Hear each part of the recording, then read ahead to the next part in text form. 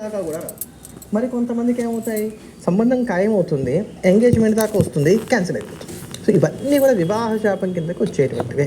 అటువంటి సందర్భాల్లో ఈ వివాహ శాపం చేత బాధింపబడుతున్నటువంటి అమ్మాయి కావచ్చు, అబ్బాయి కావచ్చు, ఇప్పుడు నేను చెప్తున్నటువంటి పరిహారాన్ని పాటించవచ్చు. ఇది ఎవరికి వారే స్వయంగా చేసుకోవాల్సినటువంటి పరిహారం.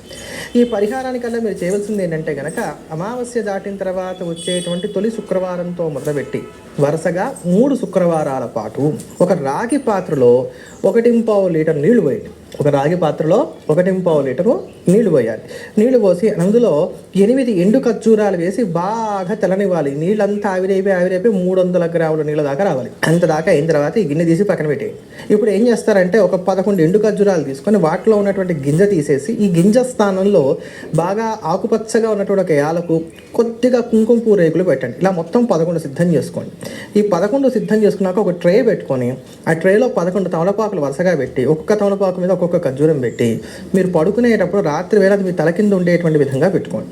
అలా ఇందాక రాగి పాత్రలో వేడి చేసినటువంటి ఎండు ఖర్జూరాలు వేసిన నీళ్ళు ఉన్నాయి, అవి కూడా పెట్టుకొని పడుకోవాలి. ఉదయం నిద్ర లేచిన తర్వాత శనివారం నాడు ఏం చేయాలంటే, ఏదైనా సరే మంచి నీటి ప్రవాహంలో, అంటే నదులు ఇట్లాంటివి ఉంటాయి కదా, అటువంటి ప్రవాహంలో బాగా వేగంగా ఉండాలి నీటి ప్రవాహం. అటువంటి వేగమైనటువంటి నీటి ప్రవాహంలో ఈ ఎండు ఖర్జూరాలతో సహా ఆ రాగి పాత్రలో ఉన్నటువంటి నీరంతా అందులో పోసేసేయాలి. అందులో వేసినప్పుడు మళ్ళీ అది కొట్టుకొని వెనక్కి రాకూడదు. అలా ఉండేటువంటి విధంగా జాగ్రత్త తీసుకోవాలి. ఈ 11 ఎండు ఖర్జూరాలు తమలపాకుల్లో పెట్టుకున్నటువంటివి ఏవైతే ఉన్నాయో, వీటిలో 6 ఎండు ఖర్జూరాలను 9 సంవత్సరాల వయసు లోపల ఉండేటువంటి బాలికలకు ఇవ్వాలి. మిగతా 6 ఎండు ఖర్జూరాలు ఏవైతే ఉంటాయో వాటిని ముత్తైదులకు దానంగా ఇవ్వాలి. తమలపాకులు తీసుకుని చెట్టు మొదట్లో ఉన్నగా ఉంటే వేసేసేయచ్చు. అద్భుతమైనటువంటి పరిహారం, దీన్ని పాటించండి, వివాహ శాపాన్ని పోగొట్టుకోండి. తదుపరి రాశుల యొక్క ఫలితాల గురించి